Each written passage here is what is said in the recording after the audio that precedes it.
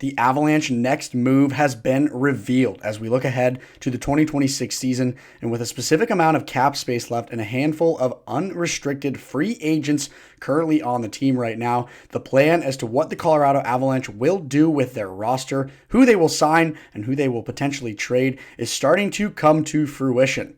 We're going to break down all of the latest news and these potential moves that the Avs front office are going to make right here, right now on Avs Digest. Mark Robinson with you here today. Happy to be with you. And before we dive into today's news, I want to make sure to remind you that you are subscribed to Avs Digest here on YouTube. It is your number one place for daily, consistent, and accurate Colorado Avalanche news. So if you're not subscribed yet, exit out of the video, hit that subscribe button, and we appreciate your support immensely here at Avs Digest.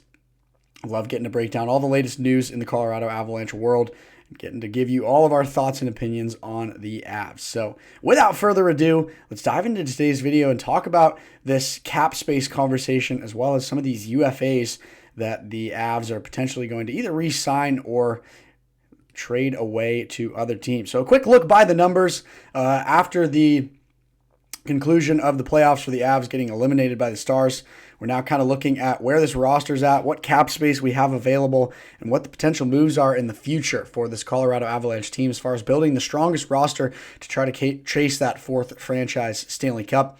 By the numbers, the Avs have an $8.7 million in salary cap space heading into the summer, and one of the biggest free agent alerts and people that are kind of coming out as alarming in this conversation is obviously Brock Nelson.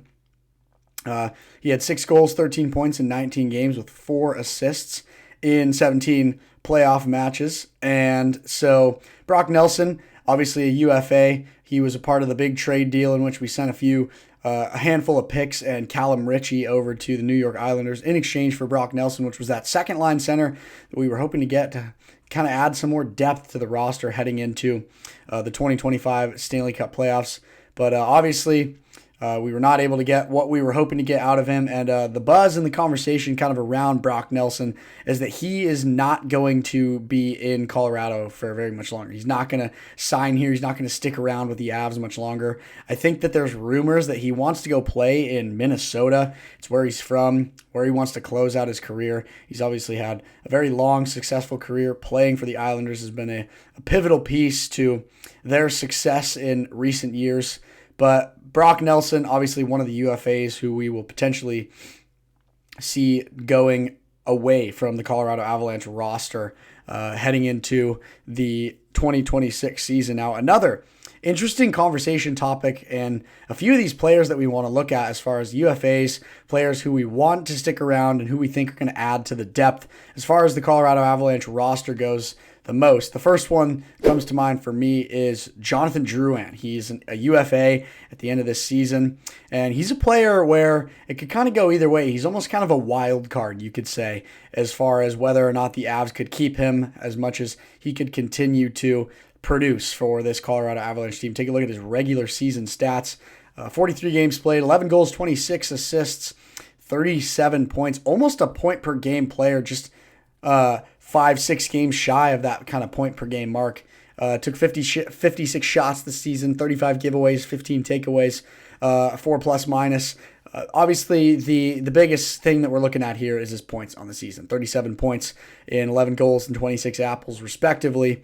But another interesting conversation topic there is the games played. Obviously, he's only able to play about half the season, battling some injuries and some other personal related issues. And so Jonathan Drouin, he's been phenomenal on that second line. He really adds to the depth and the offensive skill that the Avs have been able to have in the past. And we even see him up on that first line playing with MacKinnon sometimes, and the two of them mesh very well. He's a very strong player, really good skater. But something about Jonathan Drouin that really did stick out is his underperformance this season in the playoffs. Jonathan Drouin was obviously lacking a little bit as far as playoff performance went this season. He was not able to produce what the Avs needed on that either first or second line, wherever he was slotted in, depending on the game and where we were at as far as the lineups went with head coach Jared Bednar. But heading into, UFA for Jonathan Drouin, that's something that you can kind of think about as far as where his performance stands and what he's been able to offer. Obviously, at the end of the day, we're looking for players who are able to produce. And Jonathan Drouin did go a little bit cold in the playoffs. And so he might be a player that is, worth putting out on the open market to see what we can get for him in return and potentially gain some traction as far as getting a little bit of a shakeup in the roster goes. Another one to look at here is Samuel Girard, the defensive man. 73 games played, 3 goals and 21 assists for a nice 24 points. He's definitely a blue line defenseman. He loves to hang back there for the forecheck and the back check. He's a very strong skater. He skates very well. And his shot, his slap shot from that blue line, it's very dangerous, very impressive. It's, Sam Girard. It's another interesting conversation topic as far as, do you want to keep Sam Girard and do you want him to stick around as kind of that 5th or 6th D-man, especially considering all of the space that we have available for those 6 defensive players that take the roster at the start of the 2026 season. Sam Girard, in my personal opinion, I think that there's a lot of value in him, and I think that he's a phenomenal hockey player, phenomenal defenseman, that is. But I think that he has had a lot of time here in Colorado, and I think that where this Avs team is at and what they're trying to do with their depth looking ahead into the future, he is a player that can find himself in a second line D pairing or even a first line D pairing in some of those bottom half tier teams in the league.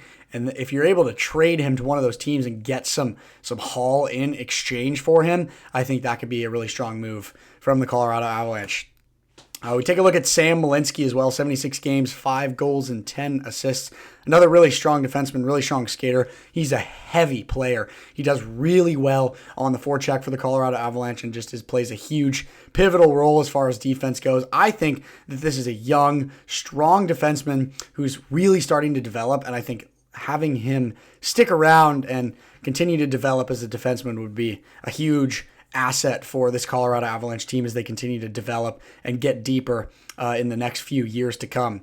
Last one we take a look at, who we picked up in the middle of the season, was Ryan Lindgren. 72 goals, 72 goals, that would be crazy. 72 games, 4 goals and 18 assists respectively. Lindgren, who came from the New York Rangers. Another one of those players where he does well on kind of that third and the fourth line, but it's definitely potentially worth playing around with what he could potentially be worth in the open market and what the Avs could get in return for him. Obviously, at the end of the day, the priority for this front office, we heard it from Joe Sakic and Chris MacFarland, it's to get as deep as possible. That was all started by the Mikko Rantanen trade, in which Joe Sakic made remarks that, they didn't think that high-paying 3 really strong players was going to do it as far as having a really deep roster. And another thing to consider, too, is how satisfied the front office was with this end of the trade deadline roster that was around, it came to fruition around like that March 7th, 8th, end of the trade deadline. Joe Sakic just recently said in this media press conference, if he could, he would run it back, he would do it again. This lineup has a lot of depth and has a lot of skill, but unfortunately, I think the hope was that a lot of these players that were contributing to the depth and the overall offensive firepower that the Colorado Avalanche had within that depth, the hope was that they were going to be able to produce in the playoffs, but they weren't able to do so. There was a lack of production on all of the lines as far as the playoffs went for the Colorado Avalanche, which made things a lot more difficult.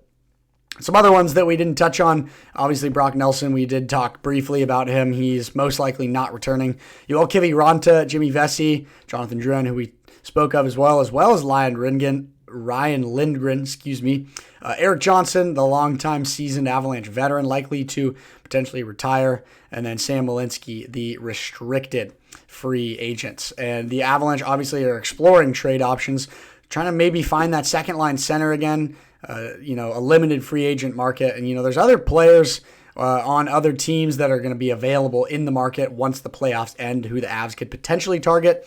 Depends on what they're willing to give up and how much they're willing to add to their roster. Players that come to mind for me, Sam Bennett, Brad Marchand, who are both, really strong players that are in UFA as of right now. Those are players that they could potentially go after. But, obviously retaining players such as Jonathan Drouin and Jimmy Vesey is an uncertainty. We're not sure if the Avs are going to be able to do that, and we're not sure how much they would offer to what this Colorado Avalanche team needs as far as depth goes looking forward.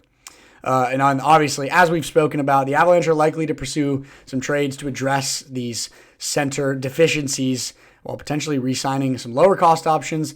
Like, the flip side of the Jonathan Drouin story is he might not cost as much as some of these other UFAs that are available in the league right now. And, obviously monitoring the health of other key players like Josh Manson, who was in and out of the lineup all season, will have a really large impact on this Avs team and what they're trying to do as far as depth goes looking ahead. So, obviously, the playoff roster that was built at the trade deadline with some of these massive pickups, Ryan Lindgren, Brock Nelson, Charlie Coyle, and some of the other players who we didn't see produce as much as we want to. Marty Necas had a little bit of a quieter playoff run, as well as Jonathan Drouin. We're going to maybe see a little bit of a shakeup in the lineup. And, Chris MacFarland, he always stays busy in that front office as the Avs GM, making a lot of trades, making a lot of moves, that is, for this Colorado Avalanche team. So looking ahead to the 2026 season, we'll see what his plan is, what the next big move is for this Colorado Avalanche front office to continue to get as deep as possible, build a really strong roster around the generational talent that they have in Nathan MacKinnon and Cale Makar, and try to take a stab at their fourth franchise Stanley Cup championship in the next few years here.